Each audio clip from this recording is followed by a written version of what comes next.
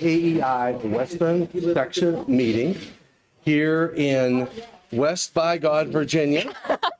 Wheeling, West Virginia. Wheeling, West Virginia, and we're going to. This is the first time we've gone live from the IAEI booth at a section meeting.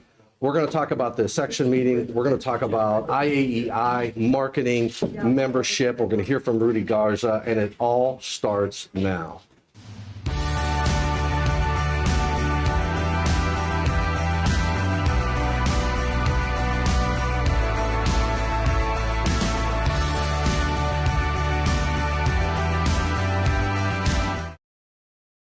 All right, and we're back. So, and here comes Rudy. Rudy was a little shy. He was a little nervous about the whole thing. So, but we got it going. So, Okay. We are live, and welcome if you're out there on YouTube or our Facebook page or wherever you are. Thanks for joining us. And this is again the first time we've gone live from the IAEI booth. So we're here at the Western Section meeting. We had a lot of fun so far. We have a lot of education going on. And why don't we introduce each other first? Why don't we start from over there? Okay. I am Michelle Hayden. I'm the Director of Membership Services at the International Office. Excellent. And I am Paola Llamas. I'll say that again. Paola Llamas. I'm the Director of Marketing and Branding. And I'm Rudy Garza, your president and CEO. Oh, that's scary. No, I got mine right I here. got it. Yes, and we got Nihad Al-Sharif. So thanks for joining in, Nihad. And if you guys and gals have questions out there, I know this team is ready to answer anything. So any questions on, say, a third order differential? So Sure. All right. that'll be perfect. Okay. That'll be perfect. So let's do this. So, and we didn't plan this. We did not prepare. So We're going to wing it. we're winging it. That's right. So let's talk about the discussion. So what do we want to hit first? We want to hit membership first or marketing first? Where do you guys want to go? I think marketing. Is the biggest and most exciting thing we have going right now. So I think we need to start there. All right. Yeah, it's a hot topic of the week, right? Absolutely. Yeah. No, so really happy to be here. As you can see, it my first time at a convention, so happy to be here. But really, we have a lot of exciting things happening in the marketing space. As you've heard, we're changing our name, we're changing our logo in a way. But it also means that we get an opportunity to start fresh, to build that brand that we know and love and that we know we need to support. And so what we're doing at the IO is working through and building brand guidelines, best practices, an amazing marketing kit that will be delivered to you next year. Early next year, with a lot of assets, with files for you to use for your emails, for your social media, for your logos, so that you can work through your programs for next meetings for next year. So it'll all be exciting. We're always here and happy to help. And any questions, I've gotten a ton of questions already. Emails are starting to flow in with logos, with questions about what to do, what not to do. So it's very exciting. People are excited. Absolutely. Yeah. So and marketing is very strategically important with our strategic direction. Absolutely. So we had the strategic plan. Yep. Just to give you the evolution of why we are rebranding to the Independent Alliance of the Electrical Industry. So in 2016, there was a large strategic plan that took place, a process that lasted a couple of years, actually. It involved hundreds of our members across the country that got together in subgroups. One of those subgroups came forward with the idea that we would be able to attract more electrical professionals if we did not have the word inspector in our name. Okay. That we would be able to attract more electricians and we would be able to attract more engineers and so forth to join the organization. And the reality is, even back then, we were only about a third inspectors anyway. Right. But what we found is, especially Michelle and I, in the past 3 years, is that as we've gone to different chapter meetings and section meetings, we have a vast majority of the people that come to the meetings that are not members of IAEI. Yeah. And a lot of times when you ask them, or we ask them, why aren't you a member? They'll say, well, I'm an electrician, I'm not an inspector. Well, how long have you been coming to our trainings? 8 years. 8 years, 10 years. Yeah. But you've never joined. No, because nobody ever told me I could join. You have inspector in your name. So we know that that's been a barrier. And so the board, we had another strategic planning that, Tom, you took took part in November. And one of the ideas that came back up and actually was made a priority was to rebrand the organization. And so we've done that. At the first, when we unveiled the new name and the new tagline, it was actually our existing tagline at the last section meeting, we got some pushback and we took it to heart. One of the concerns was that the name completely abandoned the enforcer. And so we went back for this meeting and we introduced a new tagline. It's no longer going to be the electrical safety leader. It's going to change to the Electrical Enforcement Authority. So we put the enforcer back into the name. Okay. So, and of course our acronym will remain the same. IAEI doesn't change. Right. So I don't know how many people ever say International Association of Electrical Inspectors. No one ever says that. Say IAEI. Right. It's hard to know. Yeah, exactly. Yeah. But for marketing purpose, for branding purposes, beginning January 1st, anywhere you see the full name spelled out, it will be the Independent Alliance of the Electrical Industry. And we still are the electrical safety leader. We are. That hasn't abandoned either. We are still the electrical safety leader, but it won't be our tagline beginning January 1st. Yeah. And IAEI is all about its members. Because that's what makes our organization as powerful that it is. Absolutely. As diverse as we are. Oh, absolutely. I mean, we have an amazing membership. I mean, we have people from all different parts of the electrical industry. Like Rudy mentioned, we have inspectors, we have multi-hat people, we've got contractors, manufacturers, what's the word that Rudy always uses? Nerdles. There you go. Nerdle. Yeah. And so we have all these different people. But again, like Rudy said, I have run into people who have specifically told me, I love these meetings. I love coming to the trainings. I love coming for the fellowship and all that, but I've never joined because I'm not an inspector. He's been ordering books from us for 15 years. And I asked him why he wouldn't just join to get the discount. Right. And he said, well, because I'm not an inspector. Well, he joined that day. Yeah. But people just don't know that it's an option that's open to them, and so they just shy away from it. So making that change and transitioning the name to something that is more inclusive is going to be very, very beneficial to IAEI. Absolutely. Yeah, bringing everybody together, like you said, engineers. I mean, I've been coming. Now, I always knew I could join, and I always wanted to join because I understood how important it was for my career. I know the first meeting that I went to, I'll never forget sitting in the audience. I knew nothing about anything they were talking about. Right. I had one little focus at Eaton. I knew one thing that I was interested in, and I knew that section number. There you go. They were rattling it off, and then I started to see how people looked up to those who understood the code, and it really helped me understand the significance of participating. And then I wanted to be involved. And so my membership started way back in the day, and it's really helped me. How long have you been a member? Oh my God, I've been a member. I remember, so I would say it's back since the 2005 or earlier National Electrical Code, because before that I was an engineer who did design work. I did, when I started with Eaton, I was working on energy management systems and power quality. The code never really entered my words because I was worried about standards and getting products to market through standards. But it was the code that got me engaged with the IAEI. And it was when I realized that the National Electrical Code decided my fate as a product manager, and I knew how critical interpretation of the code was, enforcement of the code was, and if they didn't enforce it correctly, then from a product manufacturer perspective, it was liability for me, because we get, you're into court because someone didn't install you, and it's never pleasant when you're sitting on a stand and you're saying this person lost a building, could have been their home or lives, and it was because of the misapplication of a solution. And it's nobody wins in those environments, in that type of situation. So the IAEI in my career helped me in my career, because I was well-rounded. I'm well-rounded, but I was well-rounded. I was round, yeah. The calories here don't count. That's exactly right. I'll tell you what, the muffins are unbelievable. They're gone. They're gone. That's exactly right. That's why I got over here fast. But yeah, so it's just like when I went to school, they had us take English courses and religion courses and history courses, and you say, well, why am I taking all this? because it makes a well-rounded individual. It's the same thing with all of the education I got from IAEI. So it really helps you in your career in the organization. Yeah, so you touched right there at the end, Tom. You touched on something that's critical, and as you were part of the strategic plan, as I mentioned before, when we tried to figure out exactly what differentiated IAEI from the many other electrical organizations that are out there.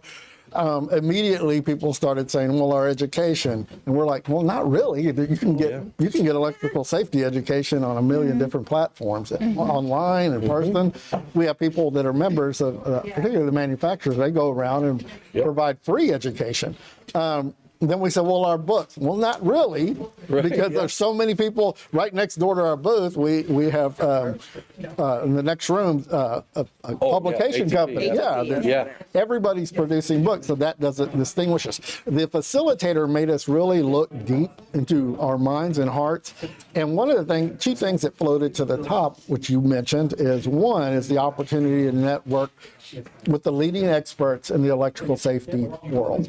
And when you look at the people that come to our conferences to put on the trainings, they are the pinnacle. They are the top of the profession. I mean, they actually, I like to say, our people write the code. Right? So who better to teach than those who are involved in the code panels that write the code? So you get an opportunity as a member to come to our meetings, rub shoulders with their people, gain knowledge from them. But the other thing that we found that was unique is you don't only get to come and meet with them, you get opportunities for career advancement. Oh, absolutely. As you increase your knowledge of electrical safety, you can move up within your company. But another thing that happens is through those networks, through those relationships, you may meet somebody from like a UL or a Siemens or whoever, and an Eaton. I won't. An Eaton. And later on, 2 or 3 years down the road, they see how engaged you are and how interested you are. And maybe there's an opening at their company, and their boss might say, hey, we got this opening. Do you know somebody?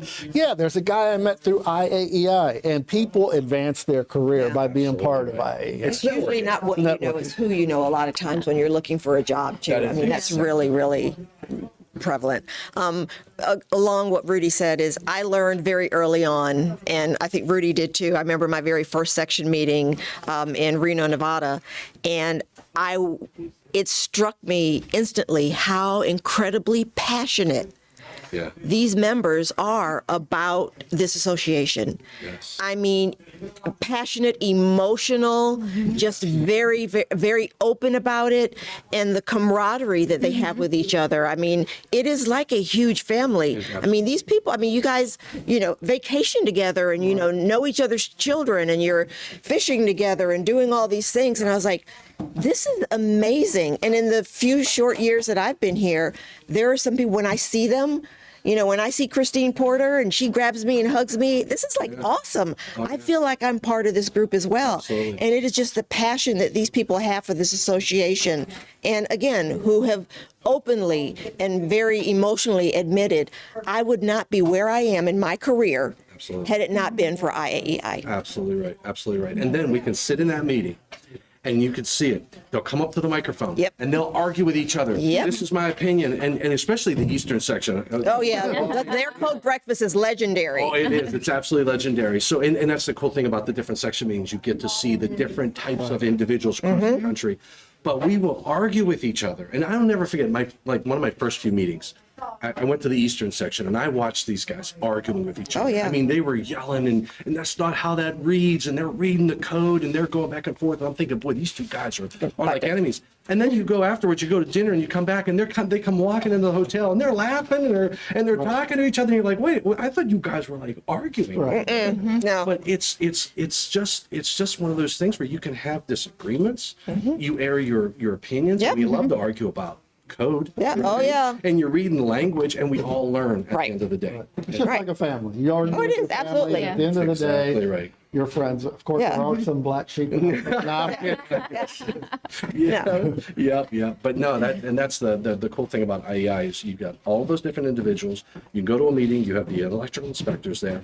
You have design engineers there. You have installers there. You have utility people, right? And then that's when you'll get that dynamic and differences of opinions that help make the industry better. Right, absolutely. Paula, why don't you tell them a little bit about your background, and then I can segue into why that fits into exactly what we're trying to do. Sure. I'll just add, speaking as a first timer, everybody has been so welcoming, and I really wasn't sure what to expect, especially knowing nothing about She was the a little electric nervous space. when we got here. Yes, yes. She was nervous. But everybody's been so welcoming, so understanding, and trying to have an open mind about what we're doing in the marketing space, right? And yes, being willing to have disagreements, but everybody's super supportive and encouraging of each other. So just wanted to note that as well, because there are those of us who come to these events for the first time. I know that there was a couple that stood up yesterday in our section meeting and the kickoff that we were like, yes, we're first timers, here we are, right? And I'm sure there'll be more for us to come in the future.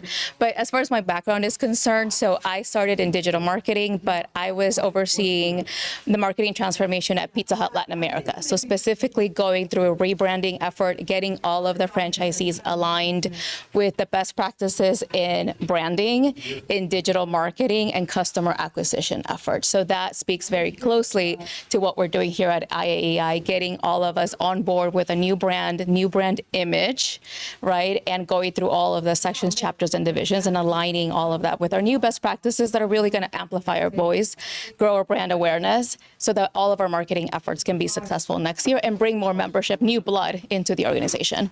Yeah, that's very critical. And the reason we're doing that, it's no secret that for the past 20 plus years, the organization's identity in the electrical safety space has declined. And I say this with all due respect to those past members of IAEI and current members. But the reality is, when I arrived, and it still applies today, very few people outside of our family know who we are. Yeah. There was a time in history, in the 90s and early aughts of 2000, where the IAEI brand was well known across the country, and you could ask any electrician, contractor, engineer if they knew who IAEI was, and they would say yes. And because our brand, the IAEI brand, was being fragmented nationally, with our sections, divisions, and chapters all operating kind of independently, like an independent franchise. Well, even McDonald's has an operations manual. So you may own the restaurant as a franchisee, but there's certain things you have to do to maintain and build the McDonald's brand. I mean, you can't sell fried chicken at a McDonald's. That's a fact. And we may or may not have had some IAEI sections and chapters, divisions selling fried chicken when they were supposed to be selling something else. Right. So we're the rebranding effort. It isn't something that we're doing because we want to. It's something that we're doing because we have to. Yeah. In order to remain relevant, especially with today's younger generation, we've got to do things that are culturally relevant. Even the changing of the logo. We used to have that old round logo, and we hired a marketing guy from, he worked for a Berkshire Hathaway company, and he came in. He actually did it for free. He came in and he said, the first thing that ages you is your logo. It looks like a 1920s union logo. He said, what kind of kid or what kind of person under the age of 60 is going to want to come to a company that has a logo looking like that? Yeah. So that's when we went to the new lightning bolt IAEI logo. Yeah. So those things had to happen. And we understand as a family, we have members, and we respect them that have been around a long time, blood, sweat, and tears to build up this organization. But as we heard in the session right before we got here, if you don't evolve with the times, you die. That's right. The code's changing. Yeah, the code's still going through the same process. But Larry Ayer was here, the coordinating committee chair, explaining that they're changing the National Electrical Code structure.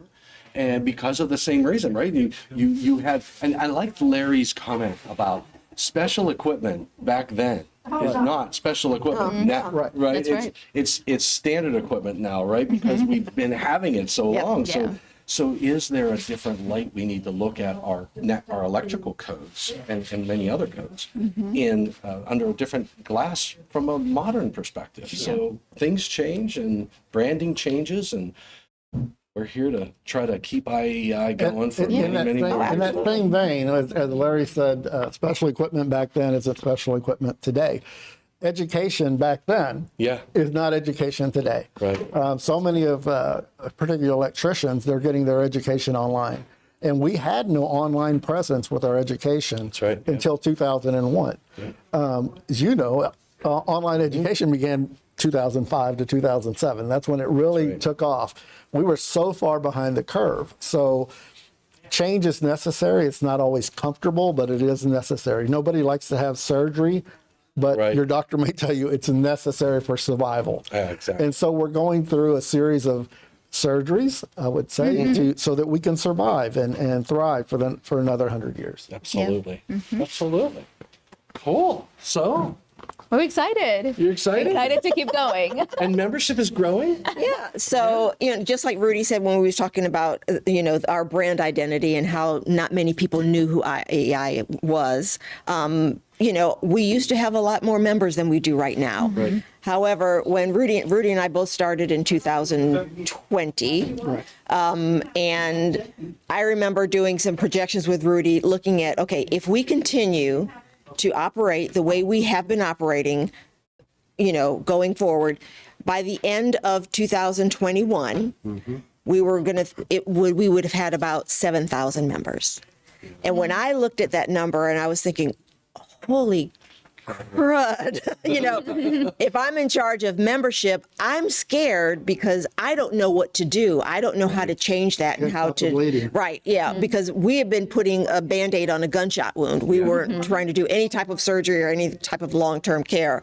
And one of the first things we did, which was really, really important coming off of the pandemic, was I thought it was important to get our members to trust us again, because I think they had lost trust in us. I think you're right.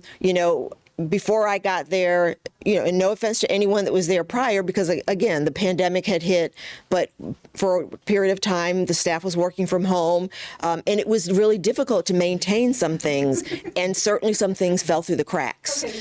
And one of the first things I wanted to do when I started was get our members to trust us again. It was all about customer service. The membership department, the two women that work with me in the membership services department, our goal and our job and our mission is to provide service and support to every single member that calls us, every single member that emails us, every single member that we see when we're out and about in these section meetings.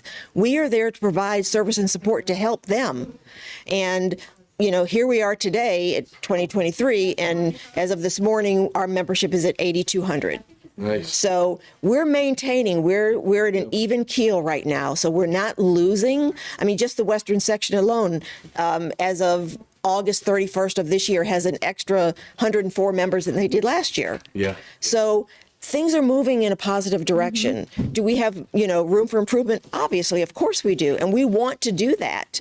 And with the marketing plans and the new strategic plan, those are things that are going to help us increase membership and get us, again, to the next 90 some years. Yeah. So I think one of what Michelle said is critically important. I think we had lost a bit of trust for the members before we arrived. And again, like she said, not disparaging anyone that was here before us, but we did recognize, and that's what precipitated our agreement with ICC, as you know, Tom, is Please. So we had to partner with another organization to give us some relief of our overhead expenses. And we tried, and we sent out an RFP to about, I think it was 16 different sister organizations, and ICC came back and said, basically, you were on the committee, it basically said, we'll do whatever you want us to do to help you survive. We believe in you, we believe in everything you do. You tell us what you need, and we'll do it. And they have been outstanding. We were able to reduce our overhead expenses by almost $500,000 because they assumed some of the responsibilities that we were doing in-house. And one of the big misconceptions, and I keep hearing this from people, and in fact, I was in a meeting one time and there was someone standing up on stage and he made a statement that, look, the ICC acquired IAEI and now we're a part of ICC, which could be further from the truth. Right. No. So how do we, I mean, it's hard. I mean, we can keep explaining it over and over, but it's no different than any other agreement we have with another organization. Right. I think it's just going to take time. I think that just like at this meeting, we keep saying it over and over again, and people are starting to understand that we weren't absorbed. They don't control us. We still have our own board of directors. We still have our own tax status. We still follow our own documents, I mean, everything has remained exactly the same. It's just a service agreement like we have with other organizations. I just signed a service agreement, you were there, with NEMA. Yeah. It's no different than that, except that this one is a little bit deeper dive. They have assumed, for instance, warehousing our books for us. They took that over and they're warehousing our books, and that was able to give us relief of 2 staff positions because we had one person that took orders and another person that did shipping. Now they're handling that for us. Right. So those types of things have really come along. You know, one of the other things is when we got here, I couldn't believe we had a warehouse full of books to begin with. Yeah. Nobody stocks books. Inventory is bad. Inventory is bad, but for some reason, this organization felt like it needed to have 20,000 analysis of change books when history had shown they were only selling 5,000 a year. So at the end of the life cycle of the analysis, we found ourselves dumping $60,000 worth of books in the dumpster. It was painful. And I just didn't understand that. But you know why they did that? Because they had always done it that way. Right. And that's where you get stuck in the mud and you're just spinning your wheels. You're making no progress. So we are now a print on demand, 90% print on demand organization like everyone else. One of the things I'm going to mention tonight that I'll mention first in line is beginning January 1st, and I mentioned this at the past section meeting, we're not going to be mailing out membership cards. We're going to email them out. Right. You can print it yourself and put it in your wallet. Nobody mails out membership cards anymore. Right. Even my college association at Texas A&M Gigamangies, I used to look forward to getting that little laminated card, but now I get emailed a card. So when I lose it, I just print another one. You know, it's more efficient. So we're going to be going through some changes, just like Larry said this morning. NFPA has gone to Link, an electronic formatted book. We're going to go to that too. Right. If you want one of our books in hard copy, yes, but we now are going to have accessibility to an electronic publication of all of our books. Right. So just those changes that we've been able to implement, I think has done what Michelle said. We have had double the amount of new members, not membership, this year between the beginning of the year and now as we had last year. Wow. So the changes are attracting new members. Yeah. But And younger members as well. Which is younger. Well, and very important. Our big issue, of course, as you know, is our demographic is the age is 56 and a half. Right. And that's not healthy for any organization. So we need the new blood and the new ideas. Yeah. Robert from Omaha says IAEI has become a way of life. Which I agree. Yep. And because of IAEI last week, I could not spell electrician. Now I are one. who is that? That was Robert. Love it. Oh, he's Love good. it. He's good. So that's good stuff. Don't be afraid to read the bad ones. A lot of them, they're talking to each other too. Okay. So yeah. Great to be a part of a new generation for the IAEI. Yep. A lot of these are from Robert. So like the I now are I are a college student. college student, exactly. All right, so we covered that. I'm glad we hit the ICC agreement because I've heard a lot of misconceptions on that. And it is, like you say, they helped us with the back office stuff and reduce costs for us. Help us make, because it's about what are my expenditures, what are my income, Right. And just like in a family, anybody. When your income goes down, what do? You don't go out to eat. Right. You don't go to movies. You don't travel on vacations because you've got to balance your budgets. Yeah. And we have to do the same thing as a business. So, Absolutely. And that's outstanding. I mean, even though we're a nonprofit association, you have to run it like a business. And I mean, it's great that we're a family, but even in family-owned businesses, there comes a time where, because of necessity of finances, you may need to lay off cousin Larry or Uncle Mike. Right. It's not personal. It's just a business. And so we have to operate the association like a business with best practice. else you will not survive. You will Right, not exactly. survive. That's the only way we survive. And I know like we say, we're family and we want to bring educational materials, and you can't do that if you don't have the money to Right. be able to invest in an organization. So we're going to be investing in education.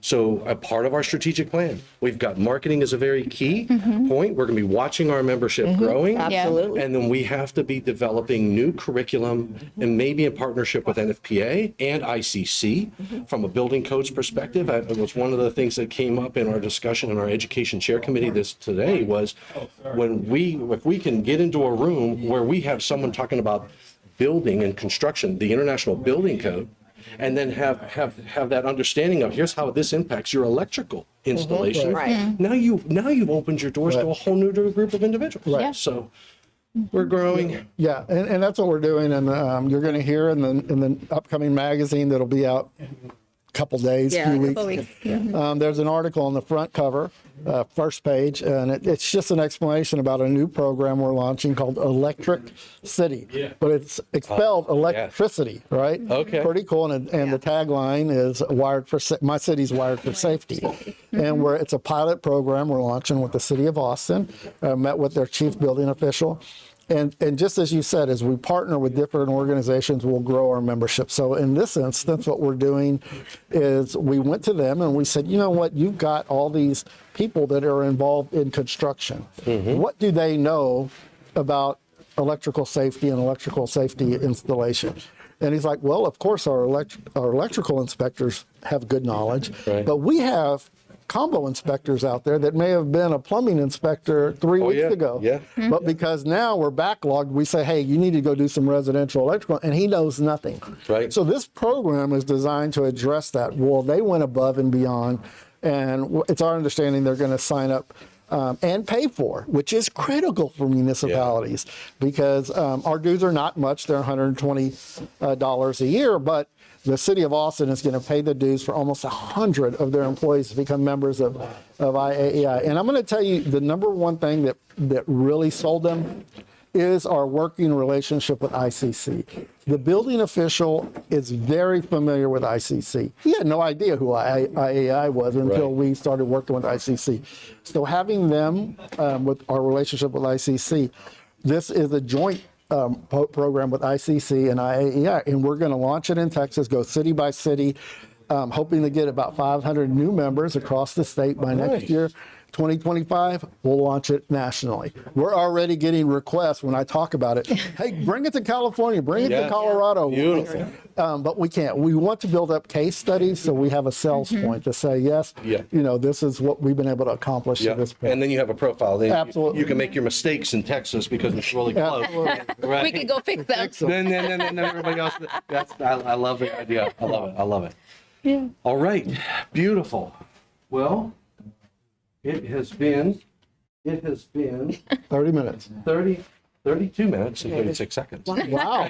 Nice. All I right. missed 6 seconds in the battle. You missed the 6 seconds. That's right. So anything else? Is there any other message? Anything else we need to talk about? I think the only thing we need to emphasize for our members that are watching or who may watch it later, because I know you get a lot of replays, Oh, yeah. is that members get members. It's absolutely critical that our members go out and recruit new members, and it's not hard. Again, in this month's magazine, I actually wrote a script because I hear so many of our members say, I don't know what to say. I don't know how to get a member.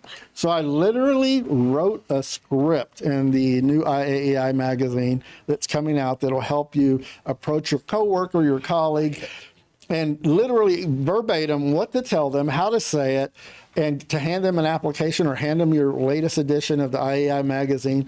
I think our magazine sets us apart. I've been in association management for 27 years, and our magazine, by far, is the best trade magazine I've ever seen. It's packed with relevant content, not just ads. And you can still get it in paper form. Right, Yes, which you is do. unusual. You know, you can get it online, obviously, but a lot of people have, and what I've seen magazines do is they've curved back to shrink their printed material, Right. and then they put all of the content online. And honestly, I'm a I need paper paper. person. I need to I turn want the to touch and pages. feel. Yeah. Absolutely, it's great to have it online if I want to share things and all that good stuff. But I love the images and the quality of the magazine, just physically. Yeah. You know, in addition to the content, it's just a really And we did go from printing it 6 times a year to 4 times a year, but this month's edition is 96 pages. Yeah. So you're not losing anything. I've had some members say, well, I'm not getting a magazine every 2 months. You're still getting the same content, the amount of content. It's just going to be quarterly. So you're not losing anything by going to 4 printing. That's beautiful. Yeah. I love it. And who helps with I mean, is that your role? The So I work with Laura, who still works in the behind the scenes, behind the scenes Thank God.